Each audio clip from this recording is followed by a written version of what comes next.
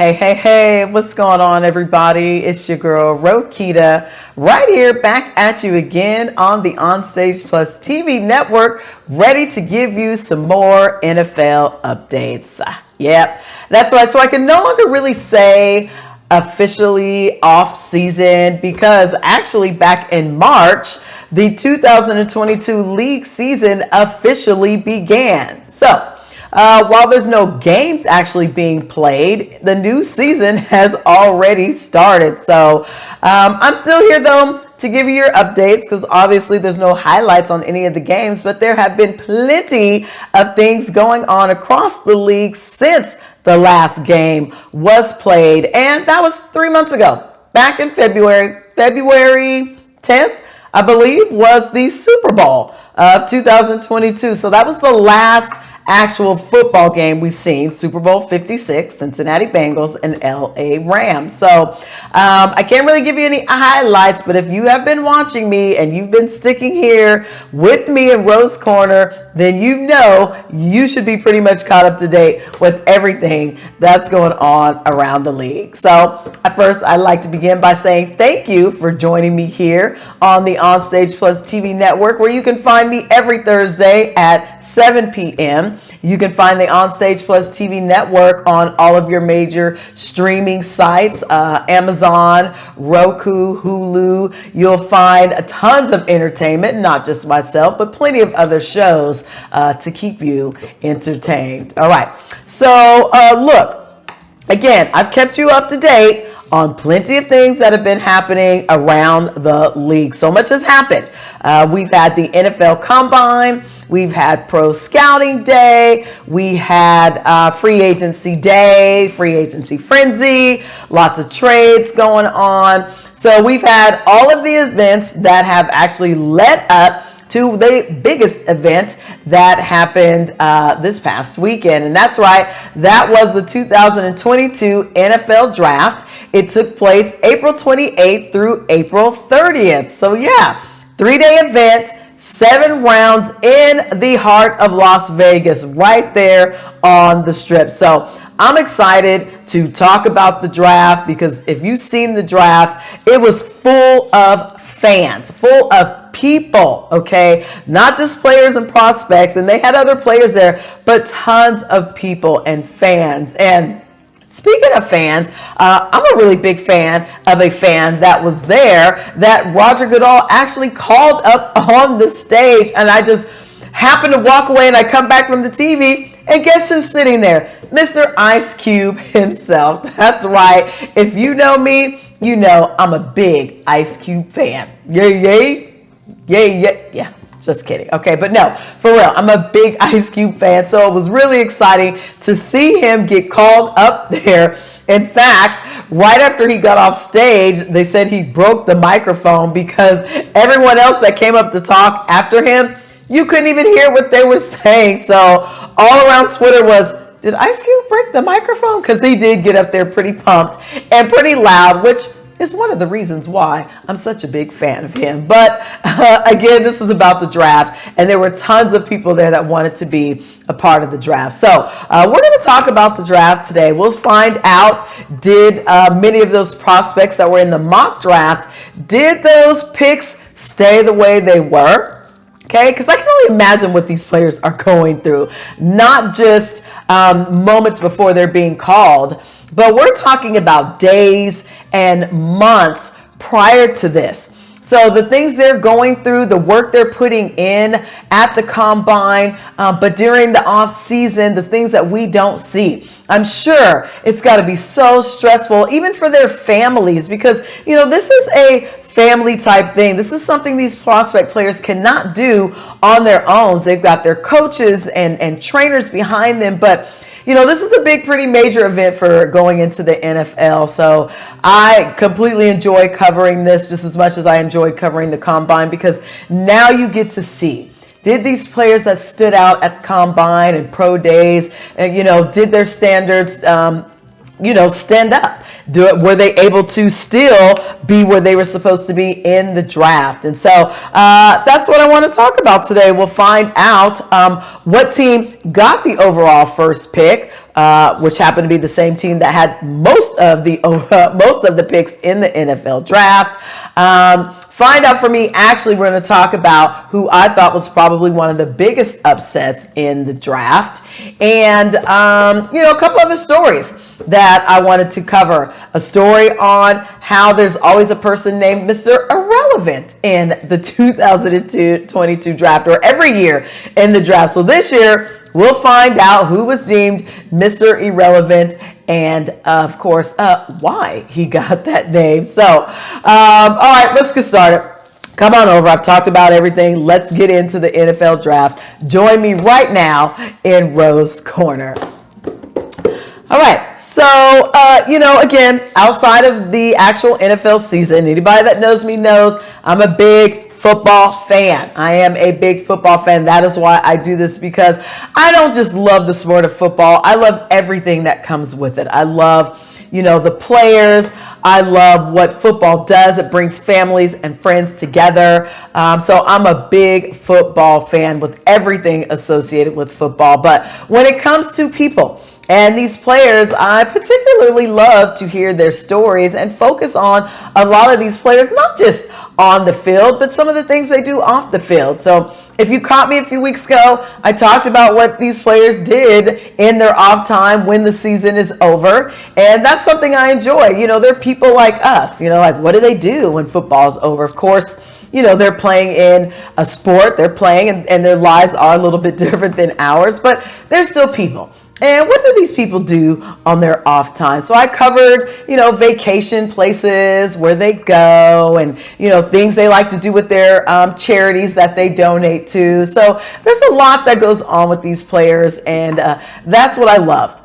I love these players. I love some of the stories that I read about, during the draft. Lots of stories. Because look, let's face it, these young men are putting everything on the line. They are ready to make a lifetime change by playing this game at the highest level possible, and that's in the NFL league. So, they're making a lot of sacrifices. They are doing a lot. So, hearing a lot of these stories is always so touching because you just get to really find out who these players are.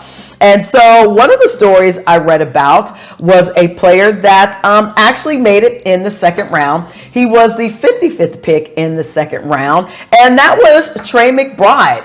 Yeah, so Trey McBride played for Colorado State, and he went to the Arizona Cardinals, which, if you've been following me, I'm also a Cardinals fan. So that's where he went, okay? Here you have. Also, he was the first tight end even picked in the draft. That's right. So 55th overall pick, remember the name, Trey McBride, first tight end picked. Because if you were watching this draft or anything leading up to it, then this draft was all about defense this year. Anyways, what makes Trey's story so interesting is that Trey was joined by not one, but two of his moms. Kate and Jen joined Trey, making him the first NFL player with two openly same-sex parents. So I thought that was interesting, one, because I haven't heard of any other stories or any other players coming out. And two, if you paid attention to some of the things I talked about with the NFL league meeting, one thing the NFL has been trying to do is bring a lot of, equality in the NFL, whether we're talking about minorities and female coaches joining the staff now. So the NFL is, trying to make its way with making sure they stay with what's going on with the times and situations that we're in. So it was actually nice to read this story about Trey McBride. Of course, you can read it more yourself because he talks about growing up with two same-sex parents and some of the adversities he went through. But ultimately, he realized that he just had extra love and lots of support, and they are who helped him get to the level where he was at now. So, 6'4", 245 pounds. I'm sure we will not forget Mr. Trey McBride. So, again, the NFL is never just about the draft and combine and all those things. It's about these players and the things they go through, what they sacrifice, and they're people just like us. So the other thing is, if I'm giving you these updates, I'm giving them to you my way. And so a lot of times my way has to do with a lot of these players. And that's what it's about. Without these players, we wouldn't have football. So I can certainly appreciate getting to know a lot of these new players coming into the league. I mean, of course, we won't get to know them all, but we will pretty much get to see who's doing what. So who had the first pick? Who had all the picks in the NFL draft? Well, that was your Jacksonville Jaguars. They had the most picks this year in the 2022 NFL draft, of course. But look, let me just pause for a minute.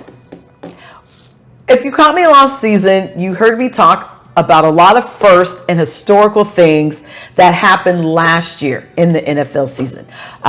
For instance, the Cincinnati Bengals, first time in over 30 years, even making it to postseason. Okay, we had players breaking individual records. We had wild card weekend, which consisted of 3 days now, a Saturday, Sunday, and Monday of football. So there were a lot of firsts.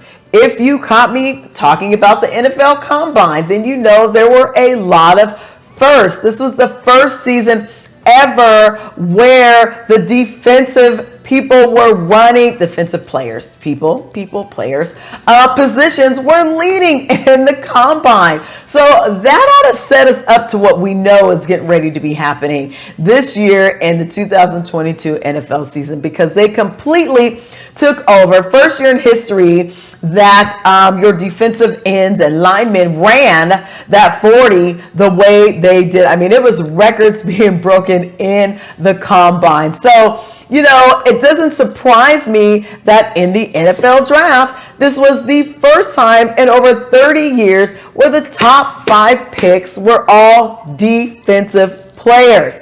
We had 2 quarterbacks in the draft to go first round, and that didn't even really so much happen the way that it was supposed to happen. So surprisingly, first 5 picks in the draft, all defensive side of the ball. Again, back to the Jaguars though. So of course, they have the first overall pick as well as all the picks. And who do they go with? Of course, Mr. Trayvon Walker. So Trayvon Walker, right up there. Here's another historical moment for you. So not only was this the year of defense, but this was the year of the Bulldogs. That's right. Georgia Bulldogs were all over this NFL draft. And if you know anything about football, then or you watch college football, they were the championships in 2021. And why were they the champions? Because of that defensive line. I got to tell you, the Bulldogs put it down in the NFL draft. So there's no surprise that the number 1 pick came from none other Georgia Bulldogs. And that's why Trayvon Walker is going to the Jacksonville Jaguars. So again, historical things continue to keep going on in this NFL, in the NFL season. So I talked about last year, I just talked about how exciting the season was. We've been coming off of COVID. Things were finally open. Games were packed out. So a lot of things happened. It was probably one of the best seasons in NFL's history. But now seeing what's happening here, I can't even wait for this new season 2022 to begin, because here we're already starting off. We got to talk about that. To me, it's just to have no quarterbacks like that when typically your first 5 picks, at least the first 10 picks, involve a quarterback. But that didn't happen so much this year. But, that's what makes this all so fun, is because, and so interesting, should I say, is because things don't always turn out the way they should turn out. Trayvon Walker, okay, number 1 tight end, probably will be the number one tight end, coming up during this time. Rookie, should I say, tight end, because he had some amazing numbers over there at Georgia State. He's explosive with his speed, amazing with his hands. So I'm sure he's going to help that Jacksonville Jaguar team out quite a bit. So he's going to be a fun one to watch. Okay. All right, so that brings me to my next point, which may have been probably, maybe not so much mine. It was surprising to see, but maybe one of the biggest upsets in the draft this year.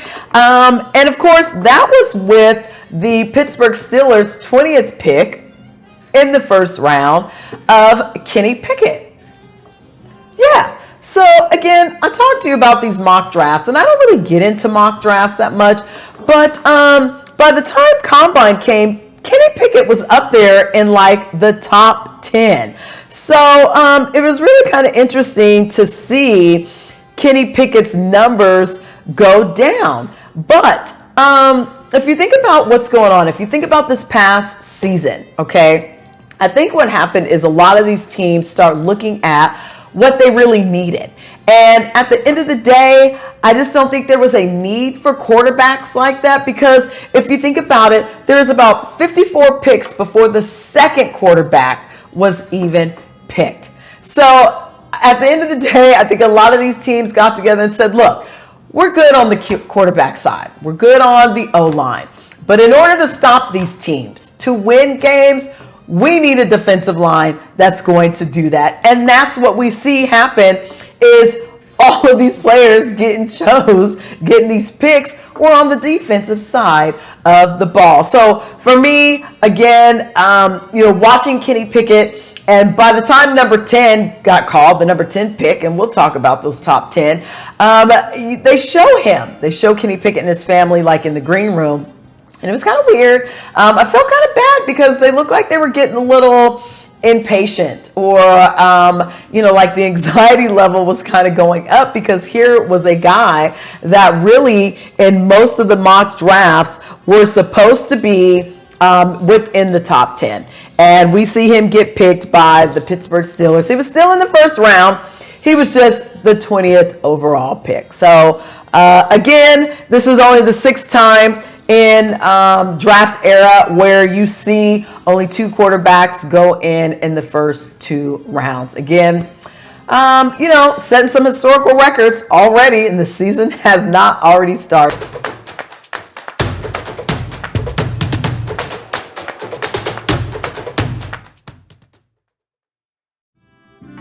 This show is sponsored by the Sean Rayford Experience. Sean Rayford has had an ongoing love affair with the sax, and the way his musical talent has impacted so many people over the years of live performing, there is no doubt that the title of his full-length, highly anticipated album would be known as Man with a Horn. And the spark that created Man with the Horn, as well as many of its unique tracks, was a text message that Sean received from Derek D.O.A. Allen, a renowned bassist and producer amongst pop, R&B, and contemporary jazz artists such as Prince, Janet Jackson, Brian Culbertson, Toby Mac, and Lionel Richie, just to name a few.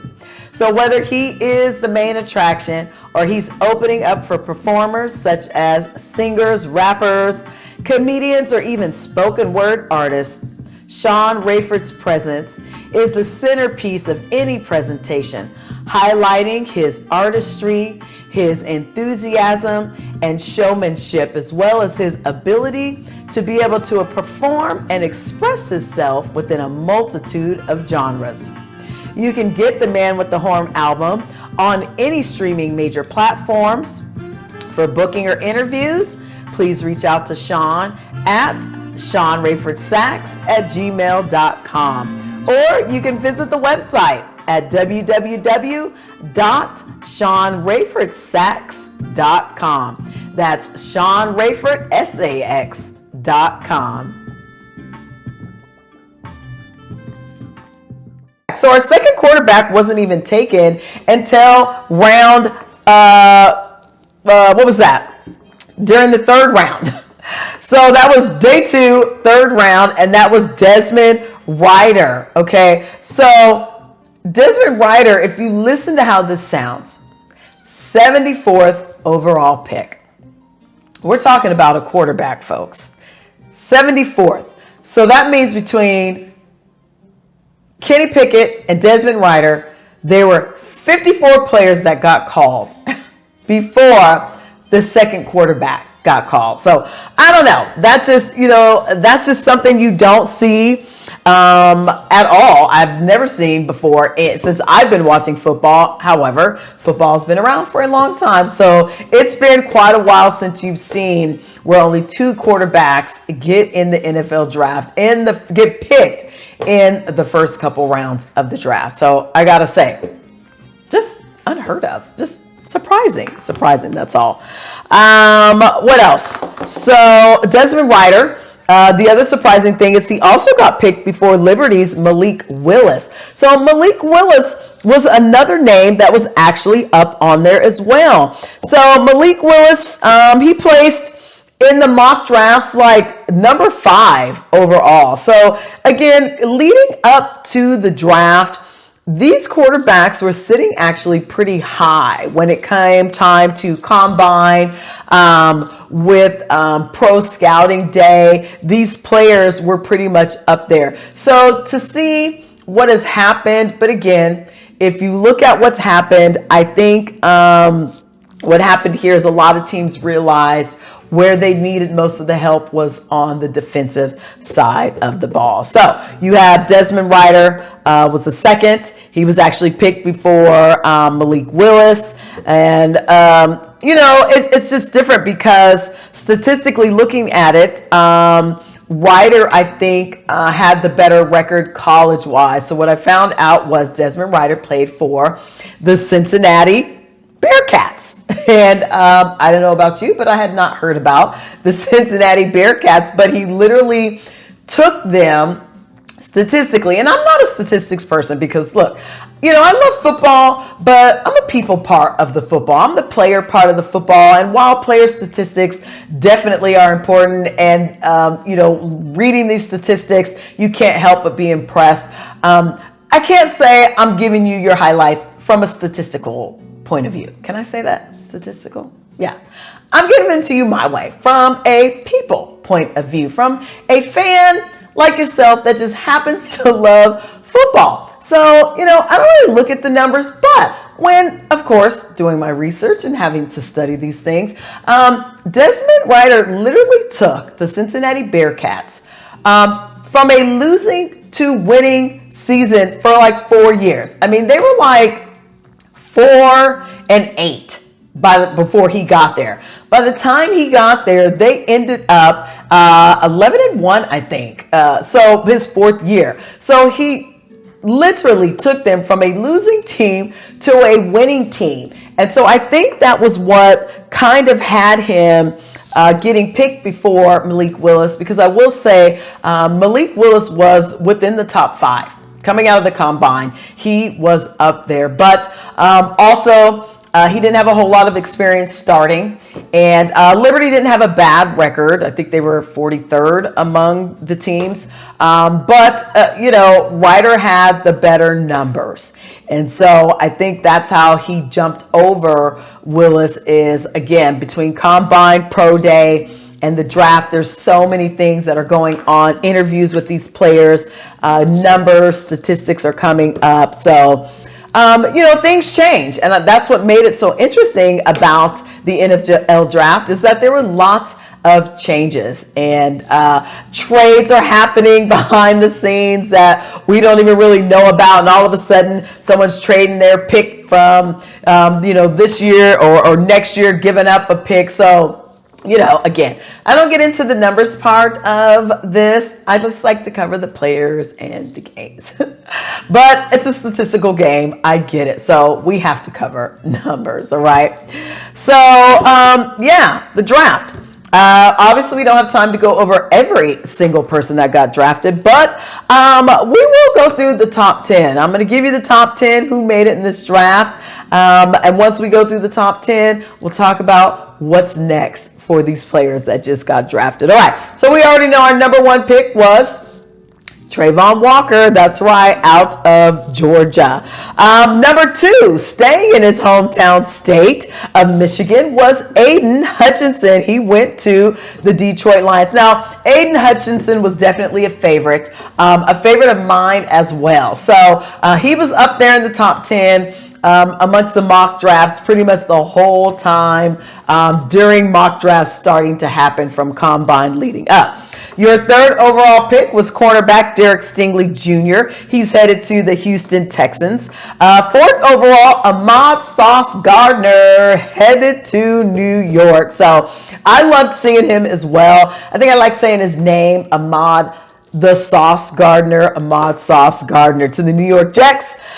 We have the fifth overall pick, which was edge Kayvon Thibodeaux. Okay, so look, let me pause right here for a minute. So Kayvon Thibodeaux stood out at the combine. We won't go back into his numbers or anything. He's from Oregon. He went over to New York. But the interesting thing about Kevin Thibodeaux is I had been trying to say his last name for weeks, trying to make sure I got it right. Looking at it, trying to figure it out. I've heard it a few times. And for some reason, I just don't really recall hearing Thibodeaux the way I heard it called at the NFL draft. In fact, I think I called him Thibodeaux at one point, or Thibodeaux at one point. And it's because the THI is Thibodeaux. So I learned that about him. But the fun thing about watching Kayvon come out was how he came out. So if you watch the NFL draft, you know Roger Goodell comes out, he makes the announcement, fifth overall pick, but he's usually joined by a guest or a group of people who actually get to call out the pick. So I think what made this one so interesting, of course, is that the young man that got to call out Thibodeaux was from the Make-A-Wish Foundation. He was a Make-A-Wish recipient, which made this just all the better. Sam Prince was his name. And before Thibodeaux gets called out and Roger Goodell announces it, Sam Prince comes out there and he's getting the crowd hyped. He's like, come on, you go. He's got his New York jersey on. He's on stage. Like, we're about to turn up. And I'm telling you, Kayvon comes out, and it was just such a beautiful thing to see him and Prince. And Sam got to read and say, your fifth overall pick going to the New York Giants, Kayvon Thibodeaux. And the crowd, of course, with Sam as well, go wild. So I thought that was so cute. And again, it's moments like those where you have fans from all over that are in love with this sport just as much as you and I are in love with this sport. And that's why I do this, for the love of the sport, of course. All right, so moving on. Number sixth pick for the first round, offensive lineman out of North Carolina State. Another favorite of mine. There was quite a few favorites. Ikem Ekwonu. That's right. So I talked about him before in the past. He was up there. You see he's in the top 10. He was up there in the draft as well. But, this kid, if you've seen him come out, if you ever see him, he's always got a smile on his face. Yes, he is always smiling. He has the biggest grin. And, just kind of following his story a little bit, his mom said that's all he did was smile. The kid has the biggest smile. She said he has the biggest heart. He's actually a twin. Okay, I learned that he was a twin. His mom and dad are actually from Nigeria, both of them, but they met in London. Moved to Charlotte, and look, he gets to stay exactly where he grew up playing football, and that is in North Carolina because he went to the Panthers. That's right. That's Ikem Ekwonu. He was 6th overall pick. You have to look him up because the story It's such a good story. His parents didn't even want him playing football. In fact, he didn't start playing football till he was about 9, which I think is the average age for boys playing football, sometimes younger. But he started with flag football, okay? His parents did not want them playing football. In fact, they had enrolled him in summer programs, in music, in theater. So they did other things, and it wasn't until they seen how this kid hit the field and how dynamic he was, where they were like, okay, we're going to let you play a little football. In fact, he was so dynamic on the field, he got the nickname Icky. If you get named Icky, something must be pretty special about you out there on the field. So I cannot wait to see this young man play, because again, his numbers look great, but he's just an overall person. Everyone you talk to, everyone that brings him up says he is that person. He's the leader in the locker room. He's going to bring joy wherever he goes. So I'm excited to see what he does for the Carolina Panthers. All right, 7th overall pick, we have Evan Neal of Alabama. He also went to the New York Giants. 8th overall pick went to wide receiver Drake London of USC. He went to the Atlanta Falcons.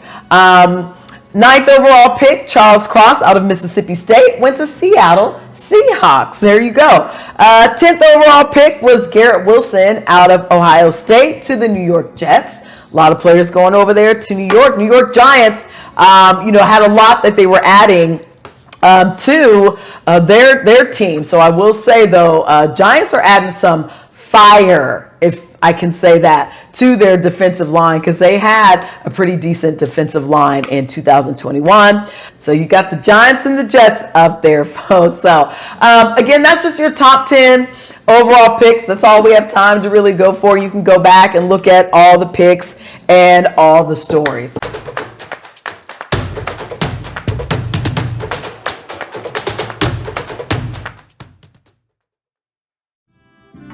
This show is sponsored by the Sean Rayford Experience. Sean Rayford has had an ongoing love affair with the sax, and the way his musical talent has impacted so many people over the years of live performing, there is no doubt that the title of his full-length, highly anticipated album would be known as Man with a Horn.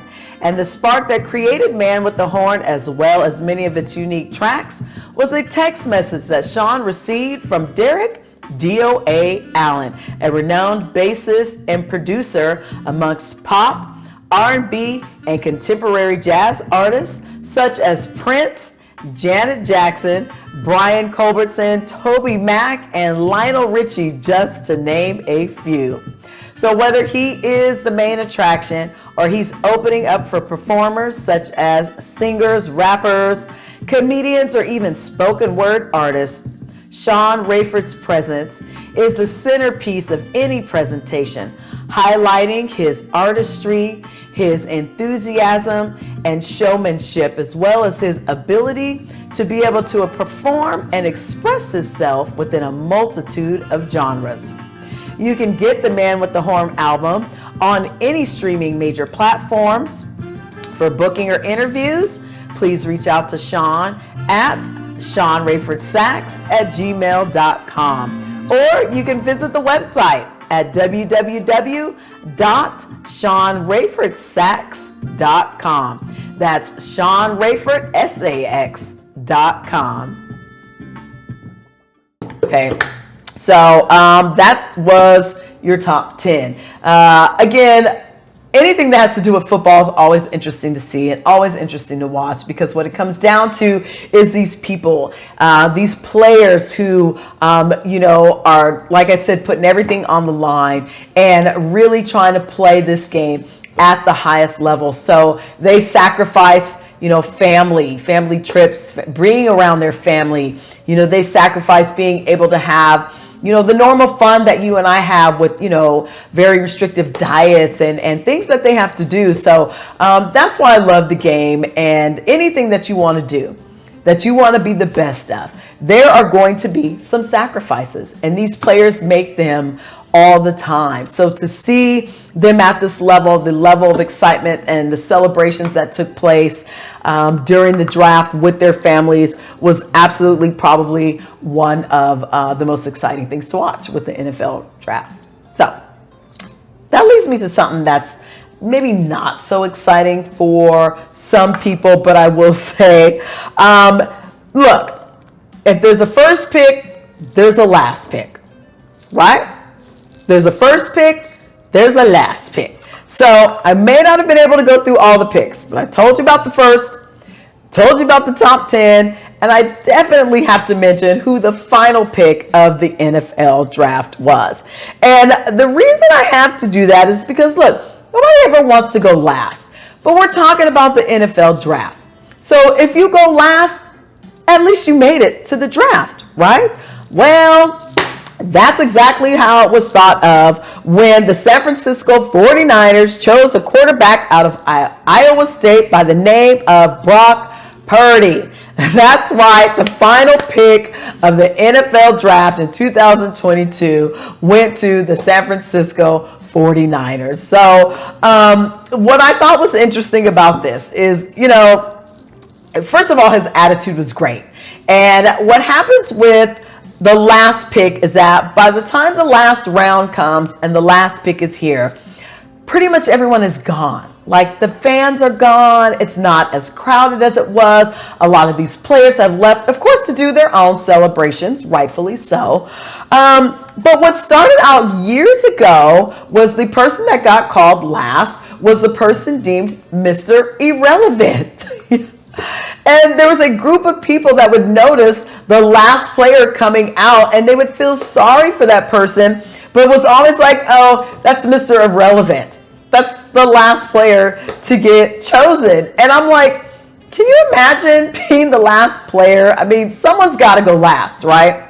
Someone's got to go last. Because you remember in elementary school when you were getting picked for a team, as long as you didn't go last, you were okay. But when you realized you were sitting in like the bottom three, you started to get a little nervous.